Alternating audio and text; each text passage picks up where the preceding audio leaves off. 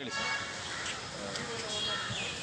ಮಾನ್ಯ ಜನತೆಯಲ್ಲಿ ನಮ್ಮ ಮನವಿ, ನಮ್ಮದು ಬಹುತ್ವ ಭಾರತ, ಬಹು ಸಂಸ್ಕೃತಿಗಳು, ಬಹುಭಾಷೆಗಳು ಇರುವಂಥ ಭಾರತ. ಅದಕ್ಕನುಗುಣವಾಗುವ ರೀತಿಯೊಳಗೆ ನಮ್ಮ ಸಂವಿಧಾನ ರಚನೆಯಾಗಿದೆ.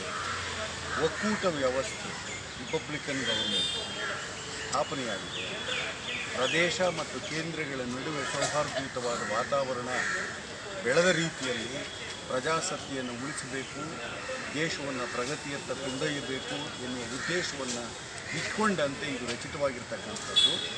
ಇಂಥ ಸಂದರ್ಭದೊಳಗೆ ಹಿಂದೆಯೂ ಕೂಡ ಇವುಗಳ ದುರ್ಬಳಕೆ ಆಗಿತ್ತು, ಆದರೆ ವ್ಯಕ್ತಿಗಳ ನೆಲೆಯೊಳಗೆ ಆಗಿತ್ತು. ಆದರೆ ಈ 10 ವರ್ಷದ ಅವಧಿಯಲ್ಲಿ ಅದು ಇಡೀ ಪ್ರಜಾಸತ್ತೆಯನ್ನೇ ದುರ್ಬಲಗೊಳಿಸುವ, ಸಂವಿಧಾನವನ್ನೇ ಅಸ್ಥಿರಗೊಳಿಸುವ ಒಂದು ಉಲ್ಬಣಕ್ಕೆ ಬೆಳೀತಾ ಇದೆ. ಇದು ತುಂಬ ಆತಂಕಕಾರಿಯಾದ ವಿಷಯ. ಜೊತೆಗೆ ತಾರತಮ್ಯ ಹೆಚ್ಚುತ್ತಾ ಇದೆ, ರಾಜ್ಯಗಳ ನಡುವೆ ತಾರತಮ್ಯ ಹೆಚ್ಚುತ್ತಾ ಇದೆ. ಇದು ಒಕ್ಕೂಟ ವ್ಯವಸ್ಥೆಗೆ ದೊಡ್ಡ ಧಕ್ಕೆಯನ್ನು ತರುವ ವಿಚಾರ. ಈ ಎಲ್ಲ ಹಿನ್ನೆಲೆಗಳಲ್ಲಿ ನಾವು 14ನೇ ತಾರೀಕು UECE ಅಲ್ಯೂಮಿನಿ ಹಾಲ್ನಲ್ಲಿ ಒಂದು ಸಂಚಲನ ಸಮಾವೇಶವನ್ನು ಕರೆದಿದ್ದೇವೆ. ಯಾಕೆ ಇದನ್ನು ಸಂಚಲನ ಸಮಾವೇಶ ಅಂತ ಹೇಳ್ತಾ ಇದ್ದೀವಿ ಅಂದರೆ, ಇದು ಪ್ರಾರಂಭ.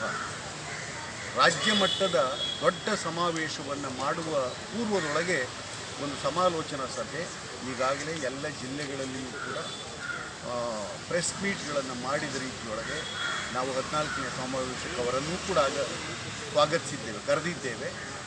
ಜನತೆಯನ್ನೂ ಕೂಡ ನಾವು ರಿಕ್ವೆಸ್ಟ್ ಮಾಡ್ಕೊಳ್ತಾ ಇದ್ದೇವೆ. ಈ 14ರ ನಂತರದೊಳಗೆ ಬಹುದೊಡ್ಡ ಸಮಾವೇಶವನ್ನು, ಅದು ಕೇವಲ ರಾಜ್ಯದ ಪ್ರಮುಖರುಗಳಷ್ಟೇ ಅಲ್ಲ, ಬೇರೆ ಬೇರೆ ರಾಜ್ಯಗಳ ಪ್ರಜ್ಞಾವಂತ ಪ್ರಮುಖರುಗಳನ್ನು, ನಾಗರಿಕರನ್ನು ಕರೆದಂತೆ ಆ ಸಮಾವೇಶ ಮಾಡುವ ಉದ್ದೇಶವನ್ನು ಇಟ್ಕೊಂಡಿದ್ದೇವೆ.